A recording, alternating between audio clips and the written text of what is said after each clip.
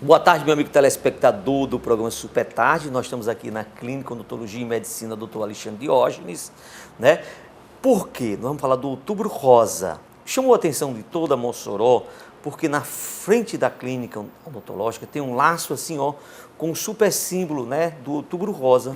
E chamou a atenção das redes sociais, da sociedade, de toda Mossoró se comenta nas redes, né, porque a clínica fez esse trabalho fenomenal para chamar a atenção das mulheres, principalmente para se cuidar do câncer de mama. Estou aqui com a mastologista doutora Carolina Diógenes. Primeiramente, doutora, eu quero aqui agradecer a senhora.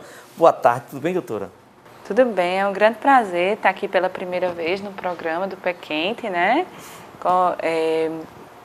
E falando sobre esse assunto, que para mim é um assunto de extrema importância, é tanto que eu dediquei 11 anos da minha vida, né, em formação, para poder falar com propriedade sobre o câncer de mama. Ô, doutora, o câncer de mama, ele, por exemplo, uma criança, uma mocinha já começa a virar mulher. A partir de que idade ele pode pegar um câncer de mama?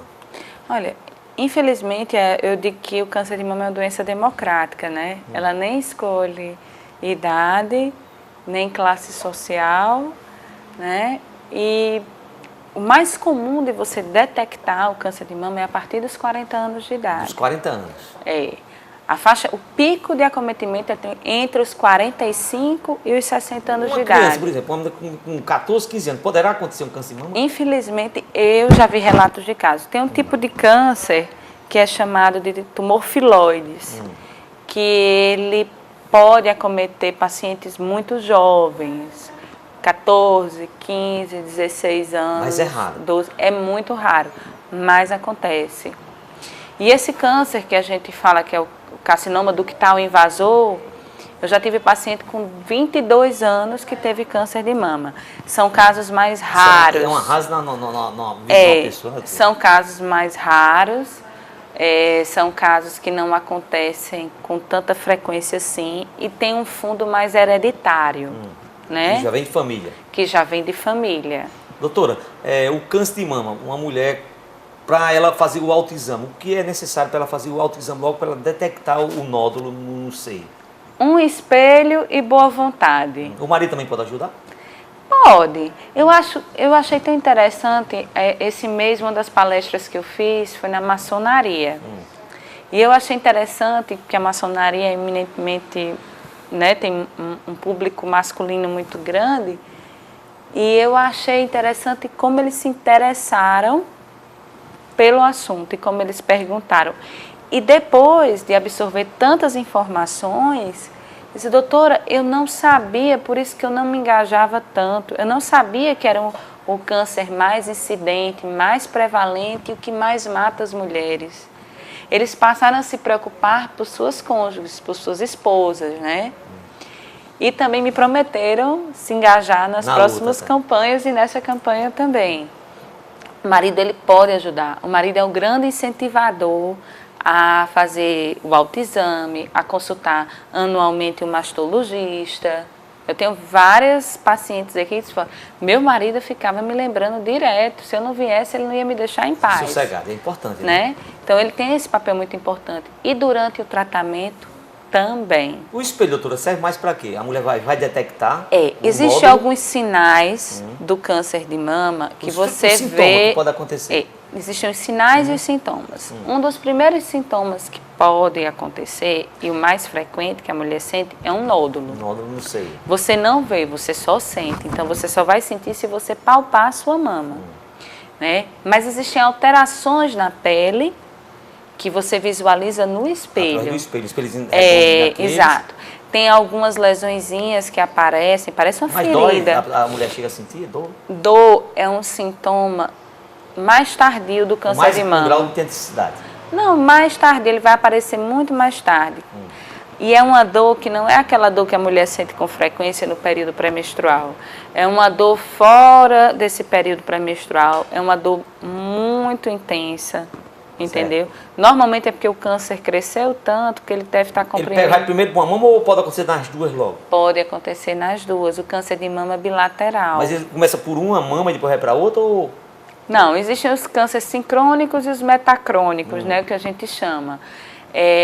Tem cânceres que têm características muito agressivas, que ele aparece ao mesmo tempo. E tem cânceres que se metastatizam para outra mama, que aí já é a conotação que a gente vê já é diferente. Ele, por exemplo, um câncer num estado bem avançado, aproximadamente de centímetros, assim, um nódulo, chega na fase de quantos centímetros para ele ser um tumor agressivo? Olha, hoje em dia, a agressividade tumoral, a gente tem, vamos dizer assim, classificações diferentes. Às vezes, um tumor de 1,5 centímetros é mais agressivo do que um de 4 ou 5 centímetros. Hoje a gente fala muito em genética... Altera o seio quando ele fica um tumor grande? Pois é, hoje a gente fala muito em genética tumoral. Porque às vezes ele está pequenininho aqui, mas ele metastatiza para muitos órgãos-alvos. Né? Então hoje a gente classifica raízes, como diz o ditado. Em tumor luminal A, luminal B, basal-like, triplo negativo. Então a gente analisa alguns marcadores e hoje a gente tem o que a gente chama de Oncotype DX ou Mama Print, que a gente faz análise da genética tumoral. Isso ajuda a gente a predizer se esse câncer é agressivo ou não. Então, essa questão de tamanho, ela é importante. Mas mais importante do que isso é a gente analisar esses marcadores. E se a gente tivesse possibilidade, que não tem, de fazer para todo mundo, a análise genética tumoral. Que isso vai estabelecer o prognóstico. Né? Doutora, uma pergunta assim, essa semana foi um assunto até debatido na novela Amor à Vida, a atriz Carol Castro, no papel que ela faz lá da advogada, foi detectado que ela tinha um nódulo no seio e foi preciso arrancar a mama, mas esteticamente o autor da novela já fez com que ela colocasse uma mama de silicone. Uma mama de silicone, que ela fizesse uma mama postiça e na novela aparece ela normal. Existe já esse tratamento de você arrancar uma mama e colocar uma mama de silicone para ficar em dentro, fazer uma plástica? Fazer uma plástica ao mesmo momento, sim. A gente chama isso de oncoplástica, né? Já existe isso no mercado? Já, no mercado não, já existe isso, inclusive em saúde pública, já existe em hospitais e escolas. O SUS também já dá esse tipo de cirurgia? Assim, em hospitais e escolas se faz muito a reconstrução imediata. Não é para todo mundo. Existem casos, quando o câncer de mama... Fica perfeito? Não fica. Eu digo muito que é assim, não existe nada como que Deus fez, claro, né? Mas a gente tenta fazer o melhor para poder a paciente não ter, vamos dizer assim, mais um problema com a questão da autoestima, né? Eu já alcancei, doutora, você está falando aí, já aquelas pessoas que teve câncer de mama, de andar com aquela mama postiça por dentro do sutiã, que eu já vi até em certos casos cair. Você vai assim, a mama cai e o constrangimento para ela eu acho que é muito grande. Então, se já faz a reconstrução da mama, já é um tratamento que vai deixar a mulher menos complexo. Pois é. Só que isso tem custos e custos elevados, né? Que vai desde a senhora já faz esse tipo de tratamento? Pois é. Em aquisição da prótese, né? Nós temos um cirurgião plástico que ele se dispõe a fazer. Agora, ele está fazendo essas cirurgias só 2 anos depois, quando você não tem a recidiva. Hoje é muito difícil para a gente, por questões de custo em saúde pública, a gente fazer as reconstruções imediatas, porque isso gera custos muito altos. Desde você disponibilizar uma equipe de profissionais por 6 horas, né, até os custos mesmo de insumos. Doutora, uma pergunta que não quer calar. Por que vocês tiveram essa ideia de pegar a clínica odontológica, colocar aquele laço ali para chamar a atenção de todas as mulheres, inclusive das redes sociais, só se comentam aí, a clínica que teve essa ideia de fazer, de ter essa sensibilidade para chamar a atenção das mulheres, né? Por que vocês tiveram essa ideia? Além do fato de eu ser mastologista, né? Tem o fato também de meu marido ter conhecido, durante um processo de tratamento dele, uma pessoa muito bacana, que é a Mirella Janotti. Ela escreveu até um livro, passou pelo... O nome do livro? Força na Peruca. Força na Peruca. E ajudou muito a ele. Um livro de autoajuda? Não. É um livro que conta a história dela. Ela já teve câncer? Câncer de mama, conta a história dela. E ela ajuda muita gente. Então esse livro é muito bacana para quem tem esse problema. Para quem passa por qualquer problema oncológico.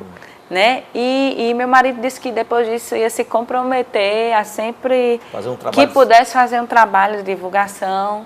E o fato também de eu ser mastologista, né? E trabalhar na clínica. Então, doutor Alexandre, já que você teve essa ideia para as mulheres, eu acho que também deveria ter a ideia para os homens, já que vem em novembro, também um novembro azul, colocar ali uma faixa para chamar a atenção de você que está aí do lado também, que tem que fazer o exame de próstata, porque é muito importante, porque geralmente quando o homem passa dos 45 tem que fazer esse exame, porque é muito importante, né, doutora? Com certeza, com certeza. Quem poderia falar com mais propriedade sobre esse assunto são os nossos amigos urologistas, É verdade. né? Falariam com bastante propriedade sobre o assunto.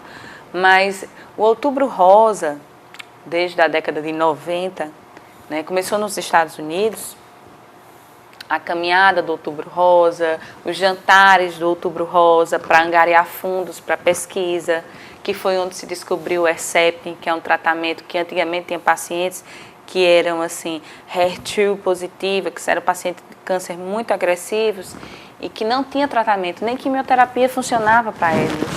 Então, assim, era diagnóstico de morte certa. Direto. E desenvolveu-se nos Estados Unidos essa droga, né? O Herceptin. É uma droga muito cara, mas que o SUS já está dando.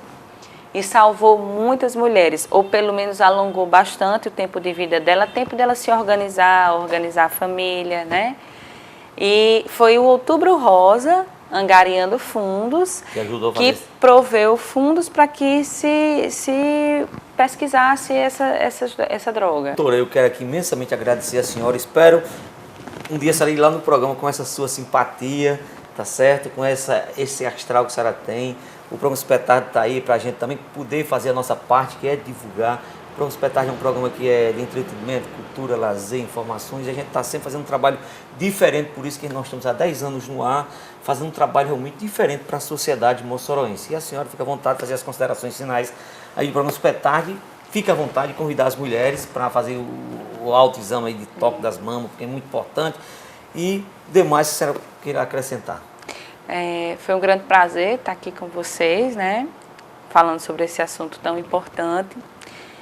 Eu quero lembrar vocês de uma palavra muito importante, que é a solidariedade, né? Que leva o nome do nosso hospital, né? Do qual a Ana Clébia está ali trabalhando também, onde tem a radioterapia. Então, eu queria que vocês divulgassem, né, essas informações que a gente passou aqui no programa. Chame sua mãe, sua vizinha, sua filha, para essa questão do rastreamento precoce ao câncer de mama. E no mais, eu gostaria de agradecer essa oportunidade de estar divulgando o nosso trabalho. Você sabe que essa foto aí da fachada, com a Mara Maravilha, saiu no portal G1 da Globo. Foi. Mossoró para o mundo, viu? Muito importante, né? Tá vendo aí, gente? Você vai ver isso aí aqui no programa Espetáculo. Valeu, gente. Até a próxima.